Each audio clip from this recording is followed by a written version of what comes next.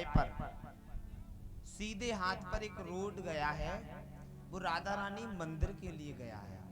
वहां पर हमारी श्री राधा रानी सरकार रूठी हुई बैठी है। मेरे प्यारे, राधा रानी रूठी हुई बैठी हैं, जिसको मनाने के लिए हमारे युगल सरकार श्री ठाकुर जी, श्री बांके बिहारी जी उनके पैर पकड़े बैठे हुए। उस छवि को जब देखा जाता है ना, तो ये समझिए अच्छे से अच्छा जीव कितना भी कठोर हो, वो भी देख करके उसकी आंखों में आंसू आ जाते हैं मेरे प्यारे। क्योंकि स्वयं श्री ठाकुर जी राधा रानी के पैरों को पकड़ के रुदन कर रहे हैं, आंसू बह रहे हैं उनके, और जो भी देखता है ना कि वास्तव में उसके हृदय फट जाता है। एक बार की बात है, बड़े ध्यान से सुनना, क्योंकि जिस भाव से देखोगे ना, जाकी रही भावना जैसी, प्रभु मूरत देखी तन सहसी। एक बार की बात है, बड़े ध्यान से समझना। एक गुप्ता जी थे, बड़े ध्यान से समझना, भाव से समझना अंदर से। एक गुप्ता जी थे जिनके पास 3 पुत्र थे। उनके कोई संतान पुत्री के रूप में नहीं थी, लड़के ही लड़के थे। तो गुप्ता जी ये सोचते थे कि हमारा जीवन तो बेकार है, कि हमारा जीवन इसलिए बेकार है कि हमारे घर में कोई खेलने वाली पुत्री नहीं है जो मेरे आंगन में खेले, उसकी पायल की घुंघरू बजे हमारे घर में। ये मन करते थे गुप्ता जी, करें तो करें क्या, भगवान ने हमने ऐसा कौन सा बुरा कर्म किया जो हमें पुत्री नहीं दी। इतना बात सोच करके गुप्ता जी बड़े कष्टमय हो गए। तो उनके बच्चे जो पुत्र थे वो बड़े हुए। उनके मन में विचार आया कि लाओ जाकर के, जब किसी का कोई नहीं होता उसका परमात्मा होता है। वो भाग करके गए और वर्षाने में जाकर के श्री लाडली जू के यहाँ, श्री राधा रानी के जू यहाँ जाकर के उनसे विनती करके कहने लगे कि हे राधा रानी, मेरे कोई संतान नहीं है, कोई पुत्री नहीं है। पुत्र तो है लेकिन कोई पुत्री नहीं है। मैं ये चाहता हूं कि आप मेरे घर में पुत्री बन के आओ। मेरा ये भाव है, जब भी हम सोएं, जब हम जागें, तो आपका दीदार हो कि हाँ मेरी बिटिया खेल रही है। बस यही अभिलाषा है प्रभु, चाहे कुछ भी हो जाए, बस आप हे किशोरी जू, हे ब्रजमंडल की अधिष्ठात्री देवी, हे प्राण वल्लभा, आप इस भक्त पर कृपा कर दो। आप मुझे पिता का रूप दे करके, आप पुत्री का रूप ले करके मेरे उस चौखट पे चलो। इतना कह करके 15 साल पहले वो गुप्ता जी श्री राधा रानी के एक प्रतिमूर्ति, एक विग्रह को लेकर आए और उन्होंने घर में प्रवेश करते वक्त उस आंगन में लगा दिया उनका फोटो। जब भी जाते तो अपनी बेटी को प्रणाम करके जाते, दुकान पर जब भी आते तो बेटी को प्रणाम करते, बड़े भाव से उसको भोग लगाते, जो भी कुछ लाते उसको भी खिलाते, जो कुछ भी वस्तु लाए तो उसके लिए भी लाते। बड़े प्रेम से पुत्री के भाव से वो उनकी सेवा करने लगे। मेरे प्यारे, सेवा करते करते क्या हुआ कि पुत्रों का विवाह हो गया, पुत्र बधुआ आ गई उनके घर में। 3 पुत्र बधु आ गए। गुप्ता जी बड़े प्रसन्न, क्योंकि 3 पुत्र वधु और 1 पुत्री, वो भी राधा रानी मेरी। एक दिन की बात है, गुप्ता जी जाकर के दुकान पर बैठे हुए थे परीक्षित जी। तो गुप्ता जी दुकान पर बैठे थे, एक मनिहारी आया, चूड़ी बेचने वाला। जब वो चूड़ी बेचने वाला आया, उस चूड़ी वाले ने कहा, अरे गुप्ता जी, हमने सुना है तुम्हारे घर में पुत्र बधुआ आ गई हैं, तुम्हारी बहुएं आ गई हैं। कि हाँ, अरे तुम सही समय पर आ गए मनिहारी, जाओ और जाकर के मेरी 3 पुत्र बधुओं को, क्या कहा गुप्ता जी ने, कि जाओ और जाकर के मेरी 3 पुत्र बधुओं को चूड़ी पहना दो, जाओ। इतना कह करके वो गया और जाकर के बारी बारी से 3 पुत्र बधुओं को मनिहारी ने चूड़ियां पहना दी। चूड़ियां पहनने के बाद जब वो 3 पुत्र बधुआ अपने अपने कक्ष में चली जाती हैं, अपने कक्ष में जाने के बाद कुछ समय बाद एक छोटी सी 7 वर्ष की 9 वर्ष की कन्या प्यारी सी आती है, पैरों में पायल बंधी हुई है, बड़े प्रेम से आई और आकर के बोली मनहारी से कि काका, ए काका। तो मनहारी ने देखा, अरे बेटा कौन? बोले मैं गुप्ता जी की पुत्री हूँ। बोले अरे पुत्री हो आप? हमने सुना है उनकी तो सिर्फ 3 लड़के हैं। बोले नहीं नहीं नहीं, मैं पुत्री हूँ उनकी। आप झूठ मानो तो पूछ सकते हो गुप्ता जी से। बोले चलो कोई बात नहीं, आप उनकी पुत्री हो तो बताओ बेटा क्या करना है कि मुझे भी छोटी छोटी चूड़ियाँ पहना दो। क्या कहा राधा रानी ने कि बाबा मुझे भी चूड़ियाँ पहननी है, क्योंकि हमारी भाभियों ने तो पहन ली, मुझे भी पहननी है। इस प्रकार से उस मनहारी ने राधा रानी को भी चूड़ियाँ पहना दी। लाडली जो उन चूड़ियों को बजा करके हाथों से बजा बजा करके सीढ़ियों से चढ़ के ऊपर चली जाती है। उनके चलने की छवि को देख करके वो मनहारी कहता है कि गुप्ता जी छुपाते बहुत हैं, ये बताया नहीं कि उनकी एक छोटी सी लाडली भी है, उनकी एक छोटी सी किशोरी भी है।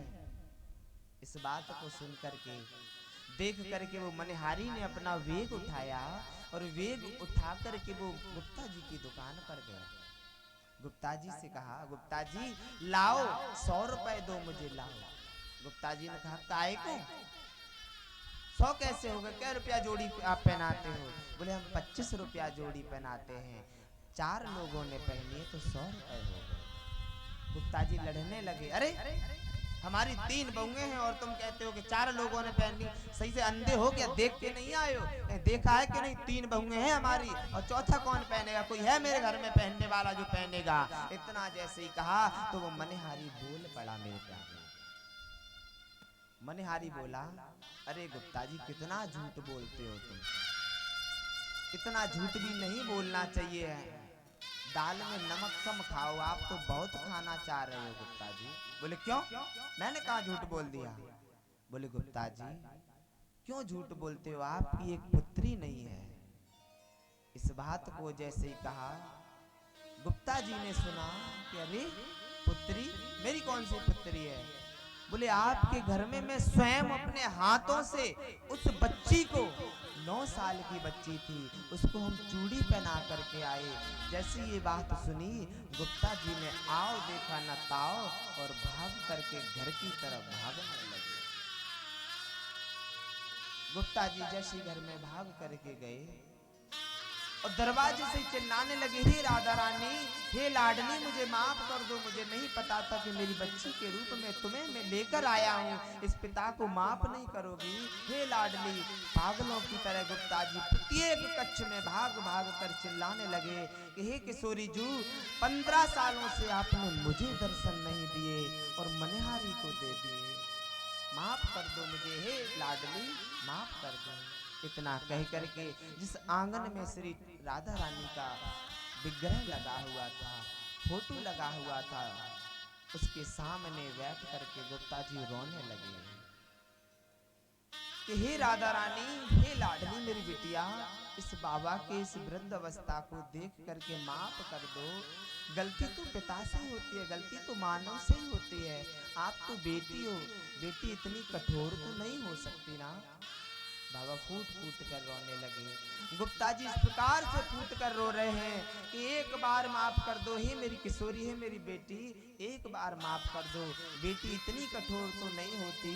तो मेरे प्यारे क्या देखा, उन सीढ़ियों से एक 9 वर्ष की कन्या उतर के आ रही है, पैरों में पायल है, 2 चोटी बांधे हुए है, हाथों में चूड़ियां बज रही है, पैरों में पायल बज रही है। और राधा रानी उन सीढ़ियों से उतरती हुई आई और आकर के अपनी फिरौक से वो गुप्ता जी के नेत्रों से उस अश्रुओं को पहुंचा, उनको साफ किया। बोले बाबा, ओ बाबा देखो मैं आ गई। इतना कहा ना, श्री किशोरी जी को देख करके वो गुप्ता जी पैर पकड़ के रोने लगे कि हे लाडली, मैं इतना वागा बाप बन गया मैं तुम्हें लेकर के आया, लेकिन मुझे ये ज्ञात नहीं रहा कि मेरे घर में भी एक पुत्री रहती है जिसको मैं अपनी बच्ची बनाकर लाया हूं। मुझे माफ कर दो लाडली, मुझे माफ कर दो। राधा रानी अपनी छोटी सी फिराक से गुप्ता जी के नेत्रों के आंसुओं को पोंछ रही हैं। गुप्ता जी ने दोनों हाथों से राधा रानी को जकड़ लिया। बेटी मुझे माफ कर दिया कि नहीं कर दिया? अपने बाबा को माफ कर दिया कि नहीं कर दिया? इतना कहकर के राधा रानी ने उनके गर्दन को उठा के कहा, बाबा मैं तुम्हारी कौन हूं? तुम मेरी बच्ची हो, मेरी बेटी हो। तो एक बेटी अपने बाप को माफ नहीं कर सकती? तुमने गलती तो की नहीं ना, भूल ही तो गए ना, मेरे बाबा तो बहुत बिजी रहते हैं ना। इतना जैसे कहा और गुप्ता जी के नेत्रों से आंसू बहते जा रहे हैं। गुप्ता जी ने राधा रानी के चरणों को पकड़ करके कहा कि हे लाडली, हे किशोरी, आज मेरा जीवन धन्य हो गया, क्योंकि आज मैंने उस ब्रज की अधिष्ठात्री को अपनी बेटी के रूप में मान करके उसके दर्शन कर लिए, उसको मैंने स्पर्श कर लिया, अब मुझे कुछ नहीं चाहिए। इतना कहकर के गुप्ता जी ने अपने प्राणों को राधा रानी के चरणों में त्याग दिया। जैसी राधा रानी के चरणों में प्राणों को त्यागा ना, राधा रानी भी रोने लगी कि बाबा तुम मेरे पिता बन के आए और तुम मुझे भी छोड़ के चले गए। इस प्रकार से भक्त और भगवान के उस स्वरूप को देख करके सभी रोने लगे। किस प्रकार की देवी होती, इस प्रकार के अगर जिस भाव से मानोगे ना, उस भाव से ही वो आएगा मेरे प्यारे। लाडली जी ने अपने बाबा के सिर पर हाथ फिर आकर के लाडली जो अंतर ध्यान हो गई। परीक्षित जी, इस प्रकार से अगर जिस भाव से आप भगवान को भजोगे ना, वो हर समय हर तरीके से रक्षा करने अवश्य आएगा।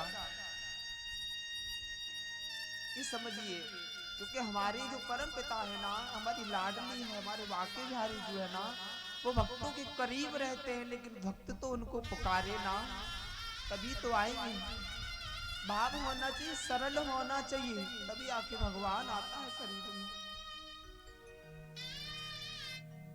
लाडली की कृपा असीम कृपा होती है, बड़ी प्यारी है मेरी लाडली। श्री राधे जो मेरी स्वामिनी, मेरा राधे जो को दास, जन्म जन्म मोहे दीजियो,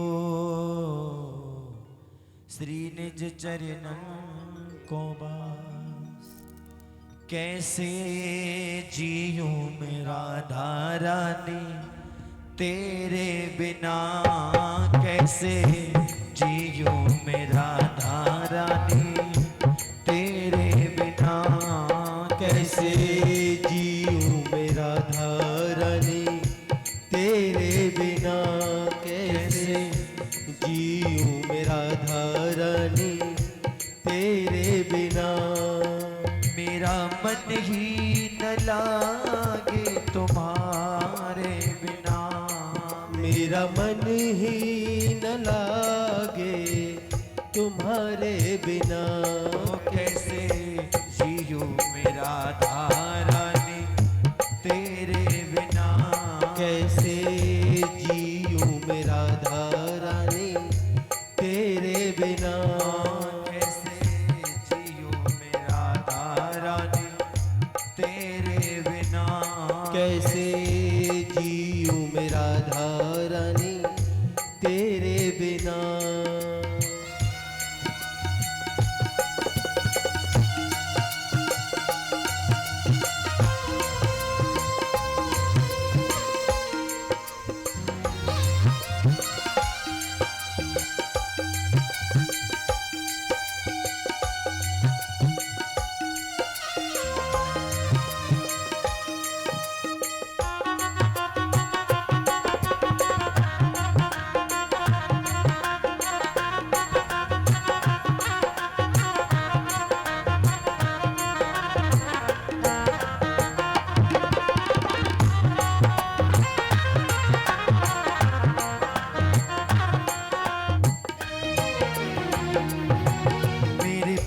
पापों का कोई ठिकाना नहीं, मेरे पापों का कोई ठिकाना नहीं। ओ मेरे पापों का कोई ठिकाना नहीं, मेरे पापों का कोई ठिकाना नहीं। ओ तेरी प्रीति क्या होती है जाना नहीं, तेरी प्रीति क्या होती है जाना नहीं। ओ तेरी प्रीति क्या होती है जाना नहीं, तेरी प्रीति क्या होती है जाना नहीं। शरण दे दो मेरे अवगुण निभाने बिना कैसे जीऊं मैं राधा रानी तेरे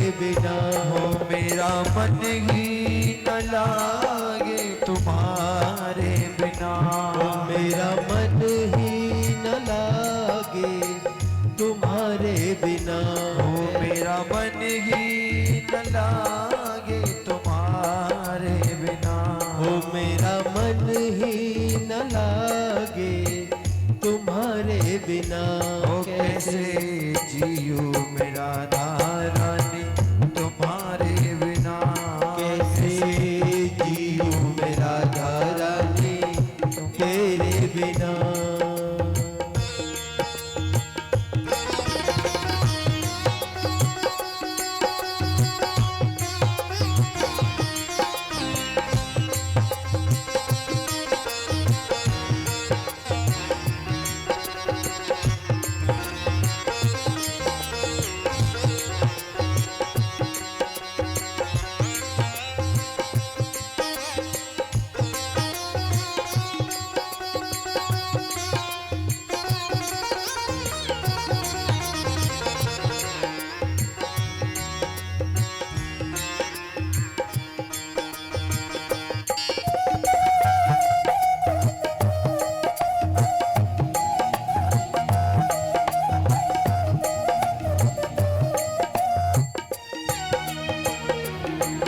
मेरी प्रीति की रीति सिखा दो पिया, मेरी प्रीति की रीति सिखा दो प्रिया।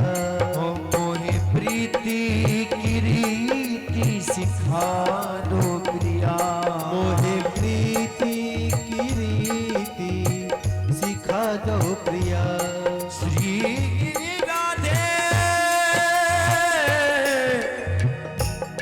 श्री राधे राधे श्री राधे राधे राधे मोहे प्रीति की रीति सिखा दो प्रिया, मोहे प्रीति की रीति सिखा दो प्रिया। अपनी यादों में रोना सिखा दो प्रिया, अपनी यादों में रोना सिखा दो प्रिया। जीवन नीरस है अखियों के तारे बिना, जीवन नीरस है अखियों के तारे बिना। ओ मेरा मन ही न लागे तुम्हारे बिना, हो मेरा मन ही न लागे तुम्हारे बिना।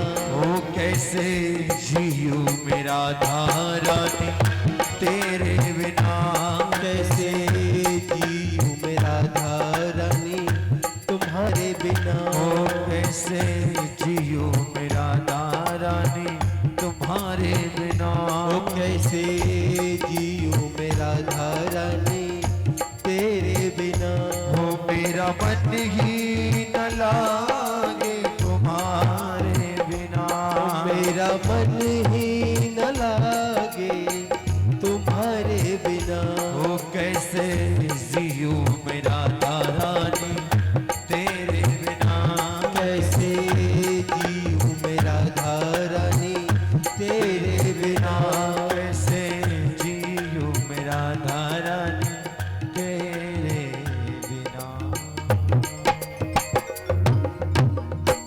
राधा रानी की जय। कैसे मैं जियूं हे राधा रानी,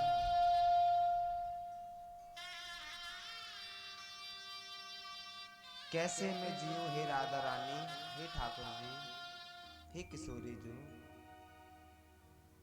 आपकी यादों के बिना मैं कैसे जी सकता हूं।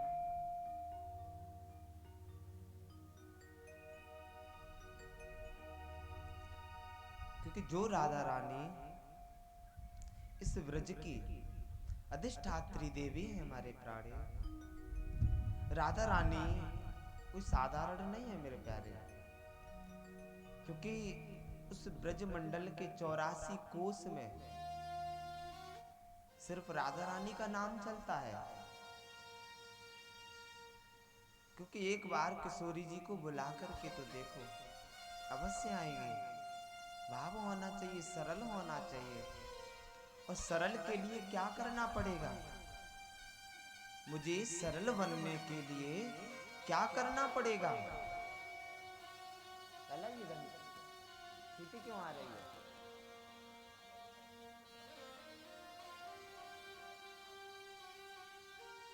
तो कुछ सरल बनने के लिए मेरे प्यारे अपने अंतःकरण को पवित्र करना होगा।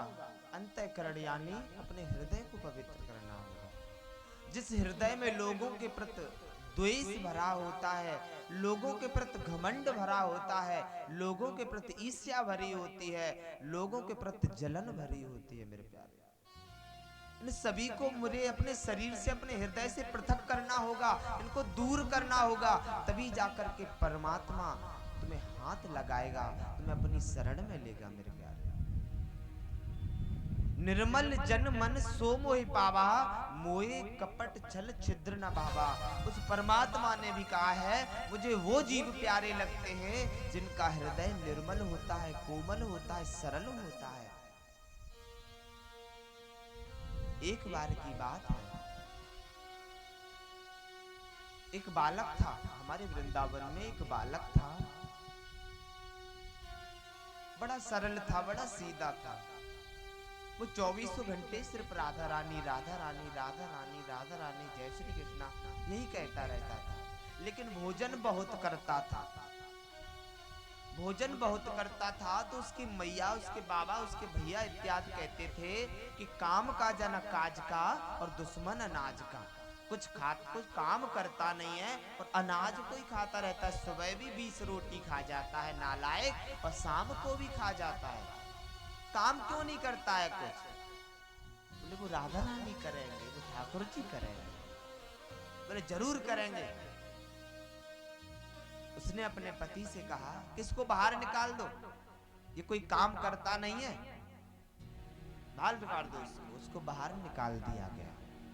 जब उस बालक को घर से बाहर निकाल दिया गया मेरे प्यारे, वो बालक सीधा वृंदावन आया।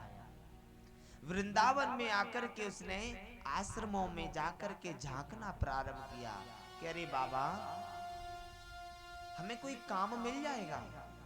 बोले कैसी सेवा करोगे? हमारे यहाँ काम नहीं मिलता, सेवा मिलती है। बोले बाबा कोई काम मिलेगा? बोले बेटा यहाँ कोई काम नहीं दे सकता, यहाँ सेवा तो दे सकता है। चाहे संत सेवा कर लो, चाहे गौ सेवा कर लो, चाहे ब्राह्मण सेवा कर लो, चाहे ठाकुर सेवा कर लो, कुछ भी कर लो, जो दिखाई दे वही कर लो। बोले बाबा खाने को क्या क्या मिलेगा? बोले बेटा जितना खाओगे उतना मिलेगा, यहाँ भगवान का भंडार भरा रहता है। इतना कह करके वो बालक उसी आश्रम में रहना प्रारंभ कर देता। रोजीना 40 रोटियों को खाया करे, सुबह भी शाम को भी। और जो भी काम आ जाए, झाड़ू मार दे, संतों को प्रसादी खिला दे, ब्राह्मणों का काम कर दे। इस प्रकार से जैसे जैसे काम उसको आए वो कर दिया करे। एक दिन की बात, एकादशी आ गई मेरे प्यारे। एकादशी आ गई। उस एकादशी को कोई भी खाना नहीं बना, किसी प्रकार आश्रमों में चूल्ही नहीं जली। जब वो बालक सब सेवा को करके जब लौट करके आया, उसने आकर के पूछा अरे कहीं चूल्ही नहीं नजर आ रही है जलते हुए, कहीं भोजन नहीं नजर आ रहा है, ऐसा क्या बात है? आश्रम में आज तो हड़ताल है क्या? कोई बात हो गई क्या? चलो पूछते हैं चल के गुरु जी से। वो गया संत भगवान के पास और जाकर के पूछा कि हे संत भगवान, आज इस आश्रम में भोजन क्यों नहीं बन रहा है, प्रसादी क्यों नहीं बन रही है? बोले बेटा इसलिए नहीं बन रही है क्योंकि आज एकादशी है और एकादशी पर हमारे यहाँ कोई भी वस्तु नहीं बनती है। हम सभी ब्राह्मण संत प्रसादी ग्रहण नहीं करते हैं, उपवास रहते हैं, व्रत रहते हैं। बोले ले ऐसे तो हम मर जाएंगे, हम 40 रोटी खाने वाले, अगर गुरुजी हमको मिला नहीं तो हम मर जाएंगे। गुरुजी बोले कोई बात नहीं बेटा, मरने नहीं देंगे, तुमको हम अलग से निकाल के दे देंगे, जाकर के जमुना जी की कुलन में बैठ करके वहां पर बनाना और खा लेना। तो उन्होंने उसको 1 किलो आटा दे दिया, दाल चावल सब कुछ दे दिया, नमक मिर्च पूरा सामग्री दे दी। बोले जाओ और जाकर के जमुना जी के तट पर बैठ करके बना करके खाना जाओ। इतना कह करके जैसे ही वो चला, बोले रुको रुको रुको रुको बेटा रुको, सबसे पहले मेरे ठाकुर जी को भोग जरूर लगाना और जब तक भोग ना लगाएं तब तक खाना नहीं। इतना जैसे ही कहा वो लेके चल दिया। जैसे ही गंगा जमुना जी के तट पर पहुंचा, उसने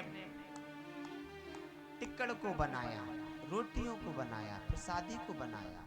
बनाने के बाद मेरे प्यारे जब प्रसादी बन गई तो बनने के बाद उसने कहा कि हे ठाकुर जी, हे नंद की लाला, हे यशोदा नंदन, हे व्रज के बिहारी, आप आओ और आकर के प्रसादी को ग्रहण करो। 2 मिनट हो गई, 1 घंटा हो गया, 2 घंटा हो गए। बोले प्रभु मुझे भी भूख लगी है, जल्दी से आके ग्रहण करो। तो क्या देखा कि जमुना जी से निकलते हुए श्री ठाकुर जी और बलराम जी आ रहे हैं। आकर के बोले अरे गुरु जी ने तो ये कहा था कि ठाकुर जी आएंगे, ये दूसरे कौन हैं? बोले ये हमारे बड़े दादा हैं, ये बलदाऊ हैं, ये हमारे साथ ही रहते हैं। बोले अच्छा तो 2 लोग आओगे? कि हाँ। बोले ठीक है। तो उसने 4 रोटी बनाई, तो 2 रोटी, एक रोटी ठाकुर जी और बलराम जी को दे दी और 2 रोटियों को स्वयं को खा लिया और चला आया। भैया 15 दिन बीते, 15 दिन तक उसने सेवा की और चक्क से खाया। जैसे ही 15 दिन बीते और पुनः एकादशी आई, उसने कहा गुरुजी आपने पिछली बार मुझे 1 किलो आटा दिया था, अब गुरुजी 2 किलो देना। गुरुजी बोले क्यों? बोले गुरुजी आपके भगवान डबल हैं। बोले शायद ये भूखा रह गया होगा इसीलिए इसको नहीं ज्ञात है, चलो एक काम करते हैं 2 किलो दे देते हैं, बालक ही तो है, फेंकेगा तो नहीं, खाएगा वो तो। इतना कह करके गुरुजी ने उसे 2 किलो आटा थमा दिया, ले लाला ले जा, नमक मिर्च सब कुछ दे दिया। उसने जाकर के फिर जाकर के 8 चपाती बना ली। जैसे ही 8 चपाती बनाई उसने, 8 रोटियों को बनाया, क्या देखा उसने पुनः कहा कि हे ठाकुर जी, हे बांके बिहारी आकर के भोग लगाओ, आओ ग्रहण करो भोजन, आपके लिए मैं थाल सजाए बैठा हूँ। इतना जैसे ही कहा 2-4 बार कहा, प्रभु ने कहा कि चलो। तो बलराम जी, राधा रानी और श्री ठाकुर जी ये तीनों लोग आ गए। बोले अरे पहले 1 का बोला था, 2 आ गए, कोई बात नहीं, फिर 2 का बोला, अब 3 क्यों आ गए, ये कौन है? बोले ये हमारी प्रिया प्रीतम श्री राधा रानी है। बोले ये आ गई तो मुझे इसका मतलब फिर खाना कम मिलेगा। इतना कह करके उसने सभी को 1-1 रोटी बांट दी, अपने हिस्से में जो रोटी पड़ी उनको खा लिया। घर चला आया, आश्रम में आकर के उसने फिर 15 दिन तक सेवा की और जैसे ही 15 दिनों का मास बीता, दिन बीते, उसने गुरुजी से कहा, एकादशी पुनः आई, उसने गुरुजी से कहा अरे गुरुजी सुनो पहले मेरी बात को, आप मुझे कितना देते हो? बोले बेटा हम तुम्हें 2 किलो आटा देते हैं। अब 2 किलो नहीं चाहिए, मुझे 5 किलो आटा दो। गुरुजी बोले ऐसा क्यों? बोले मुझे 5 किलो आटा चाहिए चाहिए चाहिए। गुरुजी बोले क्यों भूखा रह जाता है? बोले नहीं, तुम्हारे भगवान बढ़ते ही चले जाते हैं, बढ़ते ही चले जाते हैं। बोले हमारे भगवान बढ़ते चले जाते हैं? ऐसा तो नहीं, ये शायद आटा को बेचता हो, दाल बेच देता हो, नमक मिर्च बेच देता हो, शायद। मैं तो जानता नहीं हूँ इसके बारे में, ये तो सेवा मांगने आया था, मैंने सेवा दे दी इसको। अब ये तो दिनों दिन बढ़ाता चला जा रहा है अनाज को। एक काम करता हूँ, जाकर के देखता हूँ मैं। उसने कहा अरे बेटा, शिष्यों से कहा बेटा दे दो। उसको 5 किलो आटा दे दिया। देने के बाद लाडली वो गुड़िया को पकड़ लाओ, वहां से वो बेटा आ रही है ना, उसको बुला लाओ। बेटा कोई चला जाए उस गुड़िया को आगे बिठा देना है ना, परीक्षित जी के पास बिटिया को। जैसे ही मेरे प्यारे उसने कहा कि अरे ये क्या बात है, लो 5 किलो आटा, 5 किलो दाल और सब कुछ उनको बढ़ोतरी करके दे दिया। बोले जाओ। इतना जैसे ही कहा वो चल दिया मेरे प्यारे। जैसे ही वो चल दिया तो चलते चलते वो जमुना जी की कुलन में जाकर बैठ गया, जमुना जी के तट में बैठ गया मेरे प्यारे। बैठने के बाद उसने सब सामान को लगा दिया व्यवस्थित, चावल दाल आटा नमक मिर्च सब कुछ रख दिया और पालती मार के आराम से बड़े ऐसे बैठ गया। और हाथ जोड़ के बोला हे ठाकुर जी, हे भगवान, हे ब्रज बिहारी, हे बांके बिहारी, हे राधा रानी, आओ और आकर के भोग लगाओ। हे राधा रानी आओ भोग लगाओ आकर के, हे ठाकुर जी भोग लगाओ। और ऐसे करके बैठे। क्या देखा मेरे प्यारे कि सामने से सबसे पहले ठाकुर जी आए। बोले हाँ एक। उनके पीछे राधा रानी आई, अरे चलो 2 है कोई। उनके पीछे बलराम जी आए, बोले वही 3 लोग हैं। उनके पीछे मनसुका आया, अरे 1 बढ़ गया। श्रीधामा आया, अरे 2 बढ़ गए। फिर मधुमंगल आया, अरे ये तो 3 बढ़ गए, ये तो 6 हो गए। जैसे आए बोले अरे लाओ कहाँ है भोग? अच्छा वो कह रहा है, बालक कह रहा है वो, अच्छा हम पागल तो है नहीं, तुम भगवान बढ़ाते रहो और हम तुमको खिलाते रहे, मैंने कुछ बनाया ही नहीं। अब एक काम करो, तुम लोग बनाओ और खुद भी खाओ और हमें भी खिलाओ। इतना जैसे ही कहा तो तुरंत ही राधा रानी रोटी सेकना प्रारंभ कर दी, बलराम जी लकड़ी लाना प्रारंभ कर दिया, ठाकुर जी पूड़ी बेल रहे हैं और सभी मधुमंगल श्रीदामा सब कुछ लकड़ी बीन बीन कर ला रहे हैं। वहां पर रसोई बनना प्रारंभ हो गई। वो भक्त बैठकर खा रहा है और राधा रानी बना रही है मेरे प्यारे। इतना देख करके गुरुजी बहुत चक्के रह गए, अरे ये क्या बात है, इस भक्त ने तो स्वयं राधा रानी और ठाकुर जी के हाथ से खा लिया। इतना जैसे देखा पूरा खाना बन गया, सब कुछ सभी ने खा लिया और भगवान बारी बारी से जाना जैसी प्रारंभ हुए। तुरंत ही वो गुरुजी भाग करके आए, बोले प्रभु मेरी तरफ ने देख लो। तुरंत भगवान अंतर ध्यान हो गए, उन्होंने जाके उस भक्त के पैर पकड़ लिए। मैं समझ गया जब तक मन निर्मल ना हो, जब तक मन शीतल ना हो, जब तक मन के अंदर से काम क्रोध मद लोभ ना गायब हो, तब तक परमात्मा हाथ नहीं पकड़ता मेरे प्यारे, नहीं पकड़ता।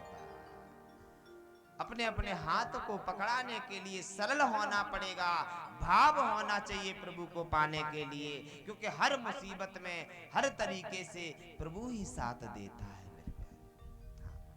अब आपको मैं अपनी सच्ची घटना सुनाता हूं। एक बार की बात है, महीना था, नवंबर का महीना था, सर्दी थी, हल्की हल्की सर्दी थी। बड़े ध्यान से सुनना। तो हमारे सभी ब्राह्मण, हमारे आचार्य जी, हम सभी लोग बंबई जा रहे थे कथा करने के लिए। बंबई का पहला स्टेशन पड़ता है बोरीवली। तो वहां पर अग्रवाल जी के यहाँ कथा थी, बहुत विशाल कथा थी। तो क्या हुआ कि जैसे ही हम लोगों ने अपने वस्तुओं को एकत्रित किया और जाकर के मथुरा स्टेशन पर बैठ गए। क्योंकि हमारी ट्रेन सीधी अमृतसर से बन के आती है गोल्डन टेम्पल, जो सीधा महाराष्ट्र मुंबई पहुंच जाती है। तो हम लोग वहां पर पहले स्टेशन पर मिलती है वो ट्रेन, तो हम लोग वहीं बैठे हुए थे बड़े प्रेम से। तो देखते देखते क्या हुआ, हम अपने मोबाइल में लग गए, लाओ देखते हैं कितना समय हो गया। तो समय लगभग 10 मिनट बचा था ट्रेन आने का, 10 बजने ही वाला था। तो प्लेटफॉर्म 1 पर आती थी वो ट्रेन। अब हम लोग वहां पर बैठे इंतजार कर रहे हैं कि ट्रेन तो इसी प्लेटफॉर्म पर आएगी, सच्ची घटना है ये। देखते देखते 5 मिनट रह गई, तो हमारे पंडित जी ने कहा कि गुरुजी 5 मिनट रह गए, सब सामान एकत्रित कर लेते हैं, बस गाड़ी आने वाली है, मैं लल्ला आएगी तो इसी बैठ लेंगे तुरंत ही। कहाँ दूर है, हम लोग पास ही बैठे हुए हैं। इतना कह करके कुछ ही क्षणों में अंधकार से एक बालक आया, मैंने नहीं देखा, एक बालक आया। और बालक कैसा था, बाल उसके घुंघराले थे, शरीर पर कपड़ा नहीं था, सिर्फ एक छोटा सा अंग ढके हुए था, अंग वस्त्र पहने था। और उसके गले में कंठी पड़ी थी, मोटी सी कंठी पड़ी हुई थी, और सांवला कलर था उसका, और तिलक लगा हुआ था उसके माथे, बिल्कुल सिंपल। आकर के पंडित जी से बोला कि 1 रुपया दे दो मुझे, 1 रुपया। तो इनका भाव है हमारे मौजी पंडित जी का, कि निकाल के दे देते हैं। बोले 1 दे दो पंडित जी, 1 रुपया दे दो। इन्होंने 5 रुपए निकाले और उसको दे दिए। बोले कहाँ जा रहे हो आप लोग? बोले क्यों बेटा? बोले आप लोग बम्बई जा रहे हो ना? क्या बोला बालक, क्या आप लोग बम्बई जा रहे हो ना? बोले हाँ। किसने बताया तुम्हें? बोले आपकी ट्रेन यहाँ पर नहीं है, वो आपके पुश वाले प्लेटफॉर्म पर खड़ी है। कौन से प्लेटफॉर्म पर? 3 पर खड़ी है, जाओ चले जाओ भाग करके। इतना जैसे ही कहा तो पंडित जी ने मुझसे तुरंत कहा गुरुजी, अभी एक बालक था, अभी यही था, वो ये कह रहा है कि 3रे प्लेटफॉर्म पर गाड़ी खड़ी है। तो सच में इतना जैसे कहा तो मैंने कहा है बालक, वो जा रहा है, वो जा रहा है। जैसे हम भाग करके गए तो अंधकार में जाके वो बालक गायब हो गया। मैं वहां से भाग कर आया, मैंने पहले ट्रेन देखो कहां पर है, जाकर के देखा तो वास्तव में सिर्फ 2 मिनट बचे थे। अगर हम लोग नहीं पहुंचते तो वो ट्रेन निकल जाती। भाग करके गए और हम लोग ट्रेन में जैसे बैठे तो अंदर से मैं रोने लगा बुरी तरह। अरे मुझे पता चल गया कि स्वयं वो परमात्मा आता है, जब इंसान पर कोई कष्ट पड़ता है ना तो वो अवश्य बताने आता है, वो अवश्य बताने आता है। क्योंकि हम उसी के गुणगान के लिए जा रहे थे और वो ही नहीं बताने आए तो मतलब ही क्या है। आ गया दर पे तेरे सुनाई हो जाए, जिंदगी से दुखों की विदाई हो जाए। आज मेरे ठाकुर के दरबार में जो मांगना है मांग लो। दोनों हाथ सीधे करके मेरे साथ कहें मेरे सामने से, साथी हमारा कौन बनेगा, साथी हमारा कौन बनेगा। तुम न सुनोगे तो कौन सुनेगा, तुम न सुनोगे तो कौन सुनेगा। हाँ, तुम न सुनोगे तो कौन सुनेगा, तुम न सुनोगे तो कौन सुनेगा। साथी हमारा कौन बनेगा, साथी हमारा कौन बनेगा। तुम न सुनोगे तो कौन सुनेगा, तुम न सुनोगे तो कौन सुनेगा। आ गया दर पे तेरे सुनाई हो जाए, आ गया दर पे तेरे सुनाई विदाई हो जाए। हाँ जिंदगी से दुखों की विदाई हो जाए। जिंदगी से दुखों की विदाई हो जाए। एक नजर कृपा की कर दो, मैं मानूंगा एहसान तेरा, मानूंगा एहसान। संकट हमारा कैसे टलेगा, संकट हमारा कैसे कटेगा। हाय तुम न सुनोगे तो कौन सुनेगा। तुम ना सुनोगे तो कौन सुनेगा। आइए एक बार दोनों हाथ सीधे कर दीजिए, श्री राधा रानी के चरणों में, मेरे कृष्ण कन्हैया के चरणों में मेरे साथ कह दीजिए, ओ मेरे सावरिया सरकार मुझे गले लगा ले।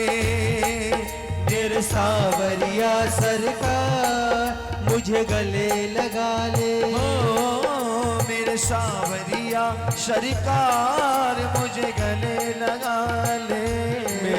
मेरे सावरिया सरकार मुझे गले लगा ले। हो मैं आया तेरे द्वार मुझे गले लगा ले। मैं आया तेरे द्वार मुझे गले लगा ले। मेरे सावरिया सरकार मुझे गले लगा ले। हाय हाय मेरे सावरिया सरकार मुझे गले लगा ले। और मेरे कन्हैया पानी है सर से ऊपर, मुसीबत अड़ गई है। पानी है सर से ऊपर मुसीबत अड़ गई है। पानी है सर से ऊपर मुसीबत अड़ गई है। पानी है सर से ऊपर मुसीबत अड़ गई है। हाय आज हमको तुम्हारी, आज हमको तुम्हारी जरूरत पड़ गई है। आज हमको तुम्हारी जरूरत पड़ गई है। हाय आज हमको तुम्हारी जरूरत पड़ गई है। आज हमको तुम्हारी जरूरत पड़ गई है। अरे अपने हाथ से हाथ पकड़ ले, अपने हाथ से हाथ पकड़ ले। मैं मानूंगा एहसान तेरा, मानूंगा एहसान। साथ हमारे कौन चलेगा, साथ हमारे कौन चलेगा। हाय तुम न सुनोगे तो कौन सुनेगा। तुम ना सुनोगे तो कौन तुम सुनेगा। न सुनोगे तो कौन सुनेगा। तुम ना सुनोगे तो कौन और कान्हा सुनेगा। वो तेरे भक्त होंगे जिन्हें तुमने है तारा। वो तेरे भक्त होंगे जिन्हें तुमने है तारा। कान्हा ये बोलते हैं कि तेरे दरबार में रोता हुआ आता है और हंस करके जाता है, लेकिन वो तेरे ही भक्त होंगे, तेरे रिश्तेदार लगते होंगे, तेरे पार पड़ोसी होंगे। लेकिन कन्हैया आज मैं आया हूँ, जब मैं हंसता हुआ जाऊं तब जानूंगा तुझ में कुछ बात है कन्हैया। वो तेरे भक्त होंगे जिन्हें तुमने है तारा। वो तेरे भक्त होंगे जिन्हें तुमने है तारा। और कन्हैया बता दे मुरली वाले कौन सा तीर मारा। बता दे मुरली वाले कौन सा तीर मारा। हाँ बता दे यशोदा प्यारे कौन सा तीर मारा। बता दे मुरली वाले कौन सा तीर मारा। मारा। अरे भक्त तुम्हारे भक्ति करते, भक्त तुम्हारी भक्ति करते, लेते रहते नाम तेरा, लेते रहते नाम। काम तो उनका करना पड़ेगा, काम तो उनका करना पड़ेगा। हाय काम तो उनका करना पड़ेगा। तुम ना सुनोगे तो कौन सुनेगा, तुम ना सुनोगे तो कौन सुनेगा। ओ साथी हमारा कौन बनेगा, साथी हमारा कौन बनेगा। तुम ना सुनोगे तो कौन सुनेगा, तुम ना सुनोगे तो कौन सुनेगा। मेरे सावरिया सरकार मुझे गले लगा ले, हाय हाय मेरे सावरिया सरकार मुझे गले लगा ले। लगा ले, हाय मेरे सावरिया सरकार मुझे गले लगा ले। सावरिया सरकार मुझे गले लगा ले। कि आयो तेरे द्वार मुझे गले लगा ले, मेरे सावरिया द्वार मुझे गले लगा ले। ओ मेरे सावरिया सरकार मुझे गले लगा ले, हाय हाय मेरे सावरिया सरकार मुझे गले लगा ले। सावरिया सरकार मुझे गले लगा ले।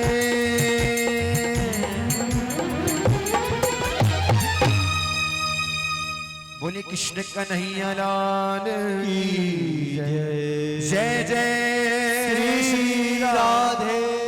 शिव पार्वती पतय हर हर महादेव।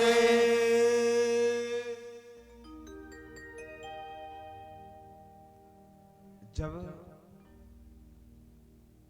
भगवान को बुलाने के लिए भगवान को ज्यादातर देखा गया है मेरे प्यारे, बड़े ध्यान से सुनना, समझना, बड़े प्रेम से सुनना।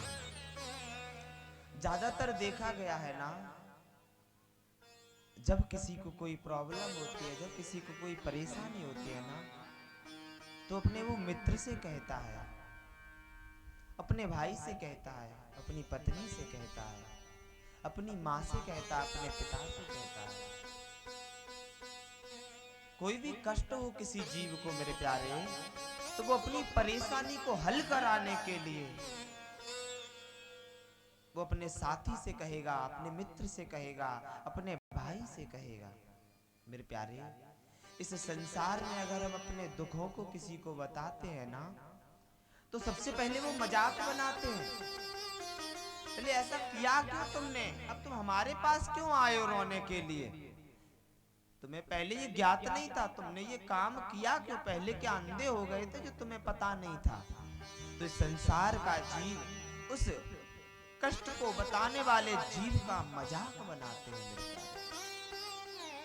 क्यों ना इन जीवों को छोड़ करके, क्यों ना इस संसार के जीवों को छोड़ करके मेरे प्यारे, जब मेरा मन दुखी हो, जब मेरा अंतःकरण दुखी हो, तो सिर्फ अपने घर में चुपचाप बैठ करके श्री ठाकुर जी के सामने आसन लगा करके मेरे प्यारे, समझना बड़े ध्यान से, ठाकुर जी के आगे एक आसन बिछा लो। जब मन दुखी हो, जब अंतःकरण दुखी हो, चाहे परिवार से दुखी हो, चाहे घर से दुखी हो, देखा गया है अगर लड़ाई बाहर वालों से हो तो वो इंसान जीत जाता है, और अगर लड़ाई घर वालों से हो तो वही इंसान हार जाता है मेरे प्यारे, हार जाता है। तो इस लड़ाई को जीतने के लिए सिर्फ एक ही सहारा है, वो है मेरा ठाकुर मेरे प्यारे। चाहे पति से तुम्हारा माइंड खराब हो गया हो, चाहे सास से हो, चाहे पड़ोसियों से हो, या किसी भी प्रकार का कोई भी परेशानी आपके हृदय को चीर रही हो, दुखी कर रही हो, तो आप श्री ठाकुर जी के सामने आसन बिठा लेना और बैठ जाना। बस इसी ठाकुर से मेरे प्यारे बैठ करके अपनी दृष्टि से दृष्टि मिलाना और अपने भाव से अंदर से उससे प्रार्थना करने लगना कि हे ठाकुर, मैंने तुम्हें अपना सब कुछ माना। विनय करना है प्रभु से, आसन डाल करके अपने मन के कष्ट को कहना है। हे ठाकुर, हे लड्डू गोपाल, हे कृष्ण, हे यशोदानंदन, आपने समस्त जीवों की सहायता के लिए आपने बड़े बड़े राक्षसों को मारा। अपने भाव से कहना, अपने हृदय से कहना है प्रभु से, हे ठाकुर जी, अगर मेरे जीवन में अगर मैंने तनिक भी आपकी भक्ति को किया हो, अगर मेरी भक्ति सार्थक हो, तो हे प्रभु आकर के मेरी सहायता करो। आज मेरा मन बहुत दुखी है, ऐसा प्रतीत होता है कि संसार में अंधकार के अलावा कुछ नहीं है। मेरे प्रभु आ जाओ आप और मेरी सहायता करो, नहीं तो ये तुम्हारा भक्त इस संसार के तानों को सुनकर के, इस संसार के कटु वचनों को सुनकर के या अपनी जान दे देगा या अपने प्राण त्याग देगा। प्रभु इस संसार के जीवों से मैं नहीं कह सकता, मैं सिर्फ आपसे कह रहा हूं, क्योंकि तू ही इस जगत का गुरु है। वसुदेवम सुतम कंस चारूण मर्दनम और देवकी परमानंदम कृष्णम वंदे जगत गुरुम। हे कृष्ण, तू इस जगत का गुरु है। मैं अपने समस्या, अपने जीवन की कठिनाइयों को मैं तेरे से बयां करने आया हूं। प्रभु इस भक्त की तरफ एक बार निहार करके तू देख, एक बार मेरी बात को सुन करके तो देख मेरे प्यारे, मैं बड़ा दुखी हूं। इस बात को मानिए, कुछ ही क्षणों में आपका हृदय प्रसन्नचित हो जाएगा और स्वयं श्री ठाकुर जी आपके बिगड़े हुए काम बनाने के लिए आ जाएगा। मेरे प्यारे, बनाने के लिए आ जाएगा। ऐसा वो है भक्त वत्सल भगवान है मेरे प्यारे। कभी भक्तों को दुखी नहीं देख सकता, कभी अपने सेवकों को दुखी नहीं देख सकता। बस एक बार आप बुला करके तो देखो, एक बार बुला के देखो, अवश्य आता है मेरे प्यारे, लेकिन भाव होना चाहिए। अपने बांके बिहारी की मैं आपको एक सच्ची घटना सुनाता हूं, सत्य घटना है मेरे प्यारे। एक दिन की बात है, एक बेटी के पिता को मन में अभिलाषा हुई, एक बेटी के पिता के मन में अभिलाषा हुई, क्यों ना हमें भी बांके बिहारी की सेवा मिल जाए एक बार। समझना परीक्षित जी, बड़े ध्यान से सुनना मेरी माताओं, एक बार मुझे भी बांके बिहारी जी की प्रसादी बनाने की सेवा मिल जाए। तो प्रभु से कई सालों से यही अरदास लगाए चला आ रहा है, प्रभु एक बार सेवा दे दो अपनी, प्रभु एक बार सेवा दे दो, प्रभु एक बार सेवा दे दो। प्रभु ने सुना तो कब सुना, जब उसकी बच्ची का विवाह की डेट कन्फर्म हो गई, तो प्रभु ने उसी दिन सुना कि तुम्हारी ड्यूटी इसी दिन लगेगी, कि तुम इसी दिन मेरे यहाँ सेवा करोगे।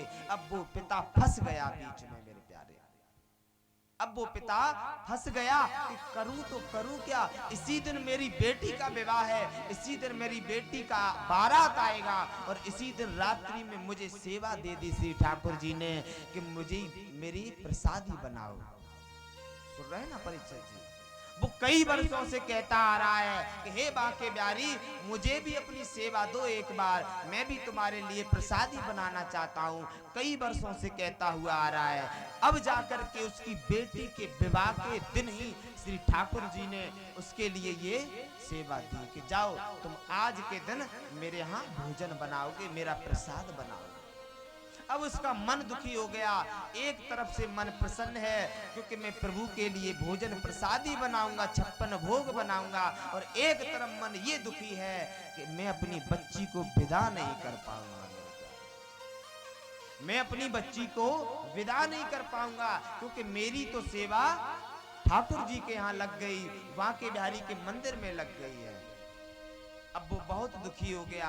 साय बेला जैसे हुआ, 7 बजा, वो वहां से चला गया मेरे प्यारे। बांके बिहारी मंदिर में प्रांगण में जाकर उसने 56 भोग बनाना प्रारंभ कर दिया। अब उसका मन ये दुखी हो रहा है कि जब मैं कल जाऊंगा ना तो पत्नी के द्वारा मुझे तीक्ष्ण तीक्ष्ण शब्द सुनने पड़ेंगे कि तुम बड़े अभागे हो, तुमने अपनी बेटी का कन्यादान भी नहीं किया। बोले सब यही करेगा, बांके बिहारी करेगा सब कुछ। किस पर छोड़ दिया मेरे प्यारे? इस परमात्मा पर छोड़ दिया, इस बांके बिहारी पर छोड़ दिया कि सब तुम ही करोगे, मैं तो सिर्फ आपकी सेवा करूंगा। इतना कहकर के मेरे प्यारे वो प्रसादी बना रहा है। प्रसादी बनाने के बाद सुबह 7 बजे जब प्रसादी का भोग लगा तब वो अपने घर की तरफ चल दिया मेरे प्यारे। थका हारा जब चल के आ रहा था तो उसने क्या देखा कि टेंट वाले अपना टेंट उखाड़ कर ले जा रहे हैं, साउंड वाले अपना साउंड लेके जा रहे हैं, सब कुछ अलग तितर बितर पड़ चुका है। बेटी की विदा भी हो गई मेरे प्यारे। अब वो ये सोच रहा है कि अब मेरी पत्नी ने अगर मुझे देख लिया ना तो गालियां अवश्य पड़ेंगी कि रात भर रहे कहाँ तुम रहे, ये बताओ करते क्या रहे तुम। वो दुखी हो गया मन से, करूं तो करूं क्या।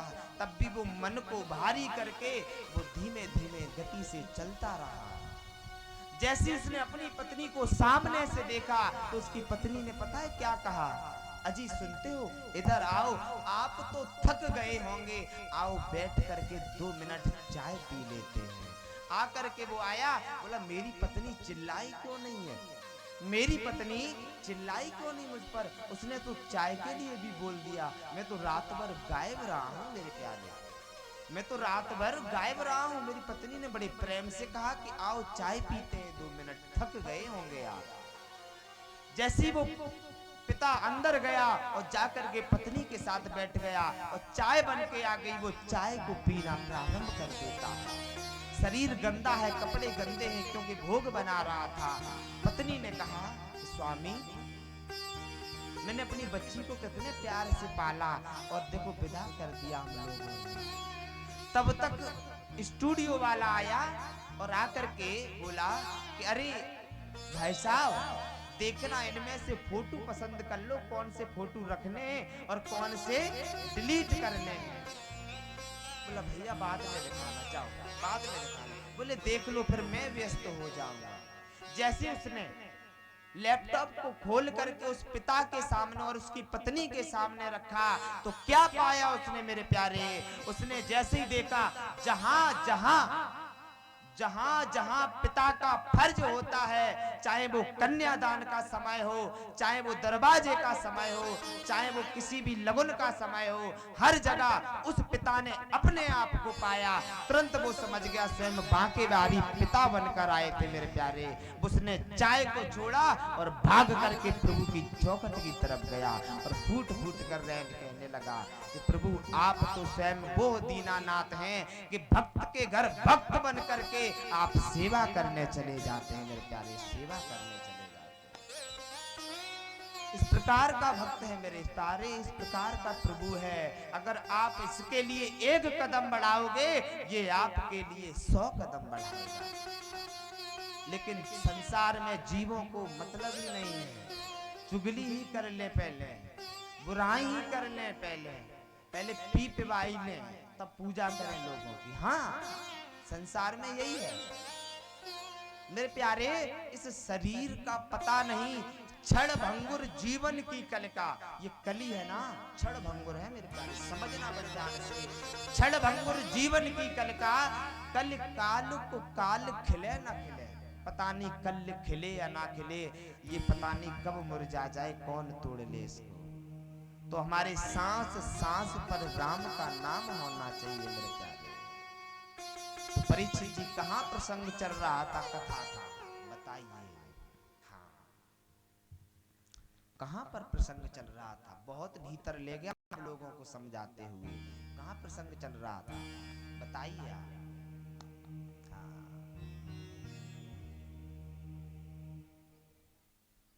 नहीं, कथा का प्रसंग कहाँ था? ये तो मैं आपको समझा रहा था, ये तो समझाने का वक्त था। ये कथा प्रसंग कहाँ चल रहा था? मैं आपको आसमान से उठा करके पाताल तक घुमा लाया, फिर आकाश में आ गया, लेकिन प्रसंग कहाँ था आकाश में, ये बताओ मेरे प्यारे। जय हो जय हो जय हो, बहुत सुंदर। गिरिराज जी का प्रसंग चल रहा था। अभी तक तो मैं सिर्फ समझा ही रहा था, आप लोगों के मन में घुस रहा था ठाकुर जी की भक्ति को। प्रसंग तो अब चालू होता है कथा का। मेरे लिए आपके लोगों को कथा सुनाने के लिए मेरे लिए 10 घंटे भी कम है मेरे प्यारे। 10 घंटे भी, एक दिन के 10 घंटे भी कम है। अगर समय मुझे पर्याप्त अगर प्रभु दे देता ना, मैं तो 2400 घंटे आपको कथा सुनाऊं मेरे प्यारे। 2400 घंटे कथा सुनाऊं। सोचो कितना, 3-4 घंटा में क्या कथा सुना लेंगे। अब कथा प्रारंभ होती है। जैसे ही वहां पर मेघमालाओं ने जल की वर्षा की, ठाकुर जी ने गिरवर को उठा लिया था ना। राधा रानी की कृपा से मैंने गिरवर लियो उठाए। राधा रानी की कृपा से गिरवर को उठाया था। देखते देखते सभी ब्रजवासियों ने कहा आज तो आनंद आ गया। बताओ, प्रभु ने मेरी रक्षा कर दी मेरे प्यारे। इतना सोच करके इंद्र ने कहा कि जाओ मेघमालाओ और जा करके देख के आओ कि ये ब्रजवासी जिंदा बचे कि नहीं बचे, कि सब के सब मर गए। इतना जैसे ही कहा तो ब्रजवासियों को देखने के लिए दूत जैसे ही आए तो क्या देखा कि उस ब्रज में तो धूल उड़ रही है मेरे प्यारे, धूप निकली हुई है। इतना देख करके वो गए, बोले अरे प्रभु, अरे इंद्रदेव, मैंने देखा है कि उस ब्रज मंडल में तो धूल उड़ रही है, उस बूंद तक नहीं है। बोले ये कैसे हो सकता है? बोले हाँ। बोले कैसे? इधर जाकर के राजा परीक्षित ने सुखदेव भगवान से कहा कि हे सुखदेव भगवान, कृपया मुझे इस बात का वर्णन दीजिए कि वहां पर धूल क्यों उड़ रही है। वो तो वर्षा हो रही थी, मेघमालाओं के द्वारा इंद्र ने जो आदेश दिया था वो तो बरस ही रहा था, लेकिन ये कृपा कैसे हुई कि वहां धूल उड़ने लगी, जल का एक बूंद नहीं दिख रहा है। बोले सुनो बड़े ध्यान से राजा परीक्षित, एक बार की बात है। अब हम आपको त्रेता में लेके चलते हैं। त्रेता में श्री राम जी से माता सीता कि हे राम जी प्रभु प्रियनाथ, मैं ये चाहती हूँ कि कोई ब्राह्मण को हम भोग कराएं। देवता भी क्या कहते हैं कि ब्राह्मणों को भोग लगाएं। कि हे राम जी, हे प्रभु स्वामी, मैं ये चाहती हूँ कि कोई ब्राह्मण को भोग कराऊं, लेकिन ऐसा ब्राह्मण लेके आना जो बहुत सारा खाए। ऐसा मत लाना, व्यास जी जैसा मत लेके आना जो कुछ खा ही नहीं सवेरे से। बोले ठीक है, हम ऐसे लेके आएंगे जो बहुत सारा खाए। इतना जैसे ही कहा तो स्वयं राम जी जाकर के अगस्त मुनि के पास पहुंचे। अगस्त मुनि से बोले कि हे ब्राह्मण देव, मेरी सीता ने एक संकल्प लिया है कि मैं ब्राह्मण भोग कराऊंगी, तो आपका निमंत्रण है, आप आइए। और मेरी सीता को कुछ अभिमान है कि कोई ऐसा ब्रह्मांड में कोई ब्राह्मण नहीं है जो सीता के द्वारा परोसी गई रसोई को खा करके उसको थका सके। रसोई को परोस करके कोई उसे थका सके। बोले जैसे प्रभु आ गया। बोले जब मैं इशारा करूं तभी रुक जाना। बोले ठीक है। इतना कह करके मेरे प्यारे राम जी घर आ गए। सीता मैया से कहा कि हे सीते, मैं जाकर के ब्राह्मण देव को करके आ गया हूं। बोले कराए स्वामी, कैसे है? बोले सही है, सही खाते हैं, 2-4 रोटी तो खा लेंगे, है ना। बोले ठीक है। इतना कह करके जैसे ही द्वितीय दिवस अगस्त जी का आगमन हुआ तो क्या देखा, अगस्त जी पतले से हैं मेरे प्यारे, बड़ी सी दाढ़ी है, खड़ाऊ पहने हुए हैं। बोले लो प्रभु स्वामी, आप कैसे ब्राह्मण देव को करके आए हो, ये तो बहुत कमजोर है। बोले सीते ऐसे ही मिले, ये कमजोर वाले मिले, अब आप इन्हीं से खिला दो खिला दो। इतना जैसे कहा तो सीता मैया ने आसन लगा दिया। आसन लगाने के बाद भोग करा दिया और भोग लगा करके भोग कराना प्रारंभ कर दिया मेरे प्यारे कि ग्रहण करो भोग। भोग को जैसे ही ग्रहण करने के लिए बैठे तो उन्होंने मंत्र उच्चारण करके भोग लगाया और भोग लगाना प्रारंभ कर दिया। सीता जी परोसना प्रारंभ कर देती हैं। पहला दिन बीत गया। परीक्षित जी बड़े ध्यान से सुनना, पहला दिन बीत गया, भोग खाया जा रहा है। 5 दिन बीत गए। सीता मैया ने पूछा कि हे ब्राह्मण देव, पेट भरा कि नहीं भरा? सीता माँ ने पूछा कि हे ब्राह्मण देव, आपका पेट भरा कि नहीं भरा? 5 दिन हो गए हैं। तो अगस्त जी ने शब्दों में कहा कि अरे बेटा सीते, मेरे तो अभी दाढ़ में ही चिपका है बेटा। बोले अरे 5 दिन हो गए अभी तक दाढ़ में ही चिपका है। फिर परोसना प्रारंभ कर दिया। परोसते परोसते जैसे ही 10 दिन हो गए, फिर पूछा बेटा, हे स्वामी ब्राह्मण देव, आपको कुछ खाया कि नहीं खाया? पेट भरा कि नहीं भरा? तुरंत ही बोले कि बेटा सीते, अब ऐसा लग रहा है कि एक कौर गया है भीतर। बोले 10 दिन हो गए, एक कौर ही गया है आपके भीतर। सीता मैया ने तुरंत राम जी से कहा कि राम जी, अरे स्वामी, मैं तो थकने लगी हूँ, जाओ गणेश से कहना कि मैया बुला रही है, और अपनी पत्नियों को लेकर के चला आए। रिद्धि सिद्धि को लेकर के वो आ गए, और आकर के गणेश जी पूड़ी सेकने लगे, रिद्धि सिद्धि पूड़ी बेलने लगी, और जल्दी से सीता माँ परोसना प्रारंभ कर दिया। परोसते परोसते 12 दिन बीत गए। कितने? 12 दिन बीत गए। अगस्त जी से फिर पूछने पहुंचे कि हे ब्राह्मण देव, आपका पेट भरा कि नहीं भरा? ब्राह्मण देव बोले बेटा, अब हल्का सा कोना भरा है मेरा। बोले स्वामी, कोना ही भरा है? इतना देख करके वो भाग भाग करके खिला रही हैं, तो उनके नेत्रों में, उनके चेहरे पर मायूसी आ गई। जैसे सीता मैया के चेहरे पर मायूसी आई, तो मायूसी देख करके राम जी समझ गए कि मेरी सीता का जो घमंड था ना, कि ब्राह्मण कुछ खाने ही वाला नहीं होता है, ब्राह्मण तो कुछ कर ही नहीं सकता, तो उनका घमंड टूट गया। सीता मैया के लिए राम जी ने इशारा कर दिया कि स्वामी, हे ब्राह्मण देव, आप तनिक अपना पेट भर लीजिए। वहीं पर तुलसी का दल रखा हुआ था, अगस्त जी ने उठाया। जैसे सीता मैया पात्र भर के पूड़ी ला रही थी, और जैसे उन्होंने उठाया और तुलसी के पत्र को कंठ में डाल करके डकार लेकर बोले, बस बेटा सीता, मैं तो चकाचक भर गया। इतना जैसी कहा, बेटा अब एक कृपा और कर दो, मुझे जल और पिला दो। सीता मैया बोली अच्छा, 12-15 दिन है गए तुम्हें खाना खाते खाते ब्राह्मण देव, जल का समुद्र पियोगे? समुद्र? जैसे राम जी ने कहा कि हे ब्राह्मण देव, इस भक्त पर कृपा करो, आपको जल, आपने खाना तो त्रेता में खाया है, आपको द्वापर में जल पिलाएंगे हम। तो क्या देखा वहां पर द्वापर में क्या हो रहा है? गिरिराज जी उठाए हुए हैं श्री ठाकुर जी, और वहां पर चक्र के द्वारा, सुदर्शन चक्र के द्वारा जल को सुखाया जा रहा है।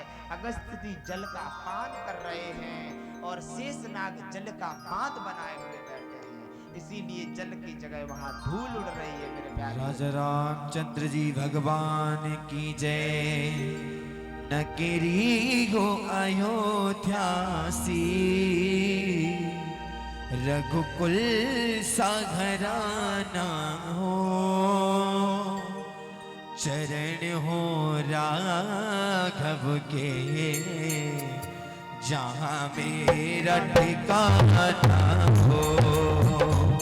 हाजी चरण हो राघव के, जहाँ मेरा ठिकाना हो।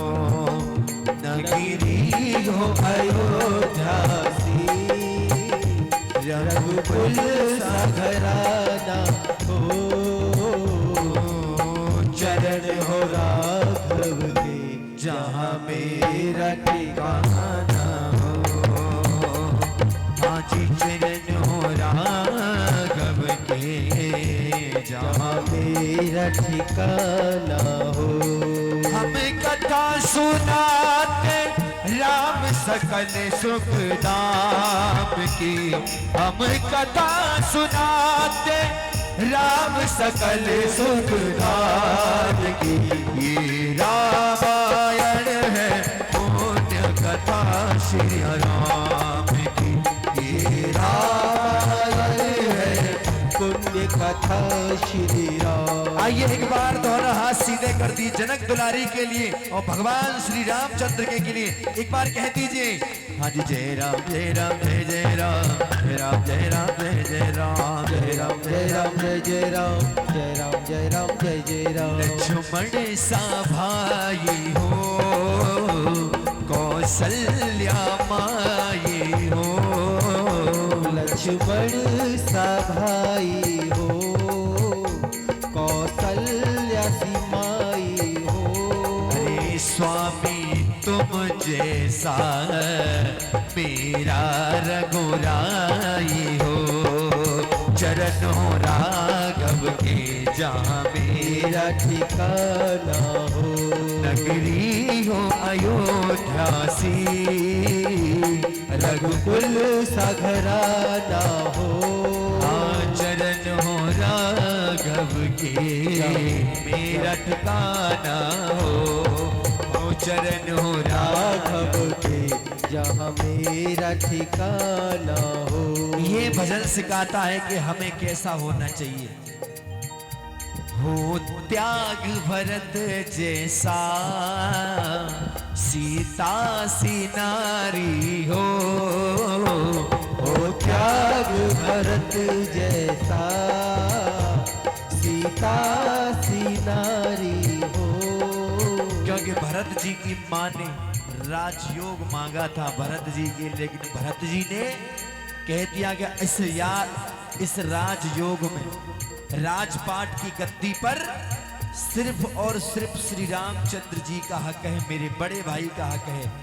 मैं स्वीकार नहीं करूंगा, जब तक मेरा भाई नहीं आएगा तब तक मैं नहीं आऊंगा।